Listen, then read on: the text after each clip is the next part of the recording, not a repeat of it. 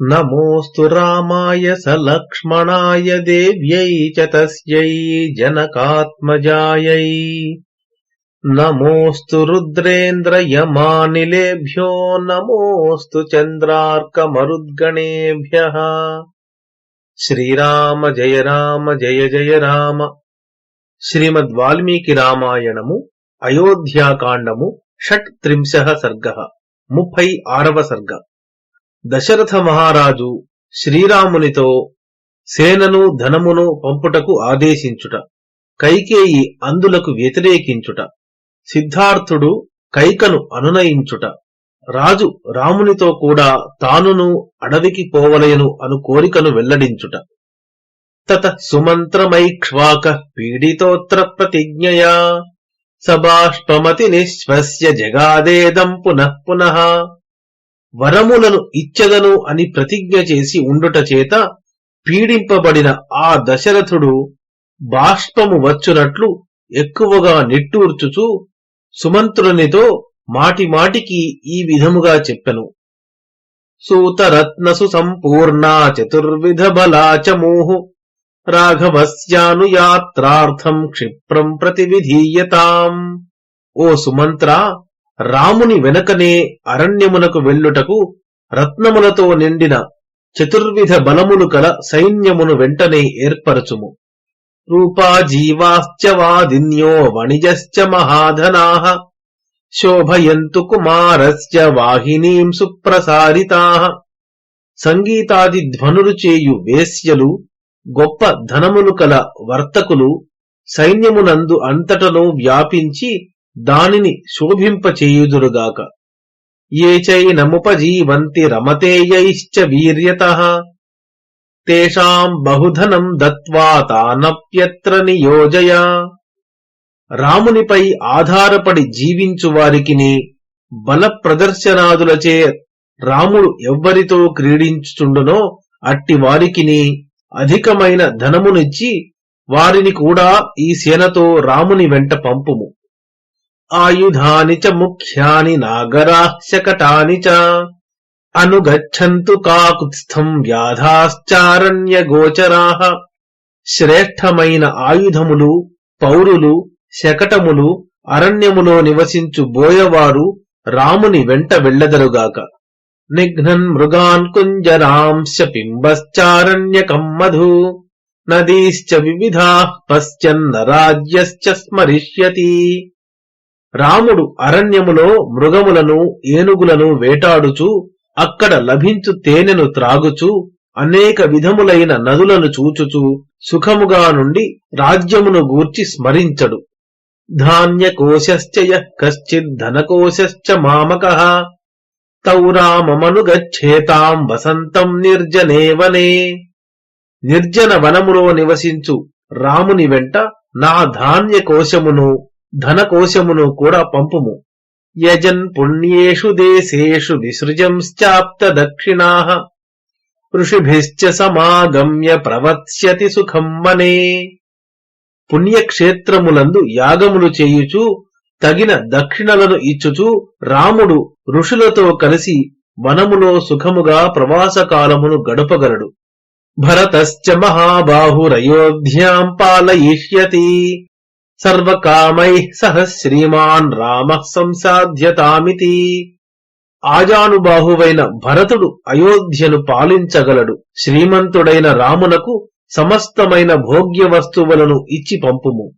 ఏవం బ్రువతి కాకుత్స్థే కైకేయ్యా భయమాగతం ముఖం చాప్యగమచ్చోషం సర్వశ్చాపిన్యరుధ్యత. దశరథుడు ఇట్లు చెప్పుచుండగా కైకేయికి భయము కలిగెను. ఆమె ముఖము వాడిపోయెను, కంఠస్వరము కూడా దుర్బలమయ్యెను. సా విషణ్ణాచ సంత్రస్తా ముఖేన పరిశుష్యత రాజానమేవాభిముఖీ కైకేయీ వాక్యమబ్రవీత్. అప్పుడు ఆ కైకేయి దిగులుపడి భయపడుచున్నదై వాడిపోయిన ముఖముతో రాజును చూచుచూ ఇట్లు పలికెను. రాజ్యం గతజనం సాధో పీతమండాం సురామివా నిరాస్వాద్యతమం శూన్యం భరతో నాభిపత్స్యతే.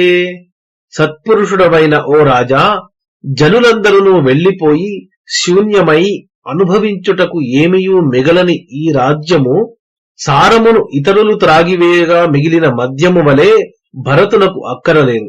కైకేయ్యాం ముక్తలజ్జాయాం వదంత్యామతి దారుణం రాజా దశరథో వాక్యమువాచాయతలోచనాం. కైకేయి సిగ్గు విడచి అతి దారుణముగా పలికిన మాటలు విని దశరథ మహారాజు ఆమెతో ఇట్లు పలికెను. వహంతం కిం తుదసిమాం నియుజ్యధురిమాహితే అనార్యే కృత్యమారబ్ధం కిం న పూర్వమపారుధః. శత్రువువైన ఓ కైకేయి, నన్ను కాడికి కట్టినావు. నేను లాగుచుండగానే ఇంకనూ నన్ను పొడుచుచున్నావేమి? ఓ అనార్యురాలా, నేను ప్రారంభించిన రామునితో సైన్యాదులను పంపుట అను పనిని ముందుగానే నీవు ఎందుకు అడ్డుకొనలేదు? తస్యై తత్క్రోధ సంయుక్త ముక్తం శ్రుత్వా వరాంగనా కైకేయీ ద్విగుణం క్రుద్ధా రాజానమిదమబ్రవీత్. రాజు కోపముతో పలికిన ఆ మాటలు విని ఆ కైకేయి రెట్టింపు కోపముతో రాజుతో ఇట్లు పలికెను. తవైవ వంశే సగరో జ్యేష్ఠపుత్రముపారుధత్ అసమంజ ఇతి ఖ్యాతం తథాయం గంతుమర్హతి. నీ వంశమునందే సగరుడు అనే రాజు అసమంజుడు అనే తన జ్యేష్ఠపుత్రుని రాజ్యము లేకుండా అడ్డగించి అతనిని వెళ్లగొట్టెను. ఈ రాముడు కూడా అట్లే వెళ్లవలెను. ఏవ ముక్తోధిగిత్యేవ రాజా దశరథోబ్రవీత్ వ్రీడితస్య జనః సర్వః సాచతం నావబుధ్యత.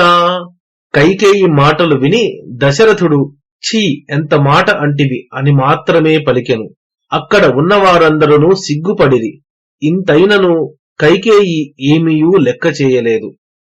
తత్ర వృద్ధో మహామాత్ర సిద్ధార్థో నామ నామతః శుచిర్బహుమతో రాజ్ఞః కైకేయీమిదమబ్రవీత్.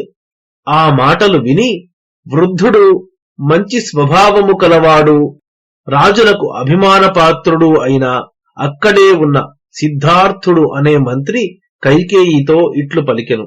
అసమంజో గృహీత్వాతు క్రీడతః పథి బాలకాన్ సరైవాః ప్రక్షిపన్నప్సు రమతే తేన దుర్మతిః.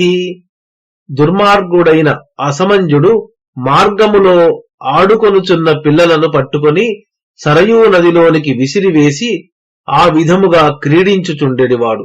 తం దృష్ట్వా నాగరాః సర్వే క్రుద్ధా రాజానమబ్రువన్ అసమంజం వృణీష్వైకమస్మాన్ వా రాష్ట్రవర్ధన. పౌరులందరూ అది చూచి కోపగించి రాజుతో ఇట్లు పలికిరి. రాష్ట్రమును వృద్ధి కలిగించు ఓ రాజా, నీకు ఒక్క అసమంజుడు మాత్రమే కావలెనో లేక మేము కావలెనో కోరుకొనుము. తాను వాచతతో రాజా కిం నిమిత్తమిదం భయం తాశ్చాపి రాజ్ఞా సంపృష్టా వాక్యం ప్రకృతయో బ్రువన్. మీకు ఈ విధముగా భయము కలుగుటకు కారణమేమి అని రాజు ప్రశ్నింపగా ఆ ప్రజలిట్లు చెప్పిరి. క్రీడతస్త్వేషన పుత్రాన్ బాలానుద్భ్రాంత చేతనః సరైవాం ప్రక్షిపన్ మౌర్ఖ్యాదతులాం ప్రీతిమశ్నుతే. బుద్ధి చెడిన ఈ అసమంజుడు ఆడుకొనుచున్న మా పుత్రులైన చిన్నపిల్లలను సరయూ నదిలో పారవేయుచు మూర్ఖత్వముచే చాలా ఆనందించుచున్నాడు. సతాసాం వచనం శ్రుత్వా ప్రకృతీనాం నరాధిపః తం తత్యాజహితం పుత్రం తాసాం ప్రియచికీర్షయా. ఆ సగర చక్రవర్తి ప్రజల మాటలు విని వారికి ప్రియమును చేయదలచిన వాడై ఆ పుత్రుని విడిచివేశెను. తం యానం శీఘ్రమారోప్య సభార్యం సపరిచ్ఛదం యావజ్జీవం వివాస్యోయమితి స్వానన్వశాత్పిత. వెంటనే ఆ సగరుడు అసమంజుని వాని భార్యను కట్టుబట్టలతో రథమెక్కించి వీనిని యావజ్జీవము దేశము నుండి వెడలగొట్టవలెను అని తన భృత్యులకు ఆజ్ఞాపించెను. సఫాలపిటకం గృహ్య గిరిదుర్గాన్యలోడయత్ దిశ సర్వాస్త్వనుచరన్ సయథా పాపకర్మకృత్. ఆ అసమంజుడు పాపకర్మ చేసినవాడు వలె దిక్కులు పట్టిపోయి ఒక చిన్న గుణపము గంప చేతగొని పర్వత దుర్గములను త్రవ్వెను. ఇత్యేన మత్యజద్రాజా సగరో వై సుధార్మికః రామః కిమకరోత్ పాపం ఏనైవముపరుధ్యతే. ధర్మాత్ముడైన సగర చక్రవర్తి తన కుమారుడిని ఈ పాపకార్యమునకై వెడలగొట్టెను. రాముని వెడలగొట్టుటకు అతడు ఏ పాపము చేసినాడు? నహి కంచన పశ్యామో రాఘవస్యా గుణం వయం దుర్లభో యస్య నిరయః శశాంకస్యేవ కల్మషం. రామునిలో మాకు ఏ దోషమూ కనబడుటలేదు. చంద్రుని యందు మాలిన్యము ఎట్లు ఉండదో రాముని యందు దోషము కూడా ఉండజాలదు. అథవా దేవి దోషం త్వం కంచిత్ పశ్యతి రాఘవే తమద్య బ్రూహి తత్వేన తదా రామో వివాస్యతాం. అట్లు కాక నీకు రాముని యందు ఏదైనా దోషము కనబడినచో ఆ దోషమేదియో ఇప్పుడు ఉన్నదున్నట్లు చెప్పుము. అటుపైన రాముని అరణ్యమునకు పంపవచ్చును. అదుష్టస్య హి సంత్యాగః సత్పథే నిరతస్య చ నిర్దహేదపి శక్రస్య ద్యుతిం ధర్మ నిరోధనాత్. దోషములు ఏమియూ లేక ధర్మ మార్గమునందు సంచరించుచున్న వారిని విడిచివేయుట అనునది ధర్మ విరుద్ధమగుటచే అది దేవేంద్రుని ఐశ్వర్యమును కూడా భస్మము చేయును. తదలం దేవి రామస్య శ్రియా విహతయా త్వయా లోకతోపి హితే రక్ష్య పరివాద శుభాననే. ఓ కైకేయి, నీవు రాముని ఐశ్వర్యమునకు విఘ్నము కలిగింపకుము. నీకు లోకములో చెడ్డ పేరు రాకుండునట్లు చూచుకొనవలెను కదా. శ్రుత్వా తు సిద్ధార్థవచో రాజాశ్రాంతతరస్వనః శోకోపహతయా వాచా కైకేయీమిదమబ్రవీత్. సిద్ధార్థుని మాటలు విని రాజు మిక్కిలి అలసిపోయిన కంఠస్వరముతో దుఃఖముచే పీడింపబడిన వాక్కుతో కైకేయితో ఇట్లు పలికెను. ఏతద్వచో నేచ్ఛసి పాపవృత్తే హితం న జానాసి మమాత్మనో వా ఆస్థాయ మార్గం కృపణం కుచేష్టా చేష్టాహితే సాధు పదాదపేత. చెడ్డ నడవడిక గల ఓ కైకేయి, నీవు సిద్ధార్థుని మాటలు కూడా వినుటలేదు. చెడ్డ చేష్టగల నీవు కుత్సితమైన మార్గమును అవలంబించి నా హితమును గాని నీ హితమును గాని తెలిసికొనజాలకున్నావు. నీవు చేయు పని సన్మార్గమునకు విరుద్ధముగా ఉన్నది. అనువ్రజిష్యామ్యహమద్య రామం రాజ్యం పరిత్యజ్య సుఖం ధనం చ సహైవ రాజ్ఞా భరతేన చ త్వం యథా సుఖం భుంక్ష్వ చిరాయ రాజ్యం. నేను ఈ రాజ్యమును సుఖమును ధనమును విడచి రామునితో కలిసి ఇప్పుడు అరణ్యమునకు పోయేదను. నీవును రాజైన భరతుడును చిరకాలము సుఖముగా రాజ్యమును అనుభవింపుడు. ఇత్యార్షే శ్రీమద్ రామాయణే ఆది కావ్యే అయోధ్యాకాండే 36 సర్గః. మంగళం కోసలేంద్రాయ మహనీయ గుణాత్మనే చక్రవర్తి తనూజాయ సార్వభౌమాయ మంగళం. యదక్షరపదభ్రష్టం మాత్రాహీనం తు యద్భవేత్ తత్సర్వం క్షమ్యతాం దేవనారాయణ నమోస్తుతే. శ్రీరామ జయ రామ జయ జయ రామ.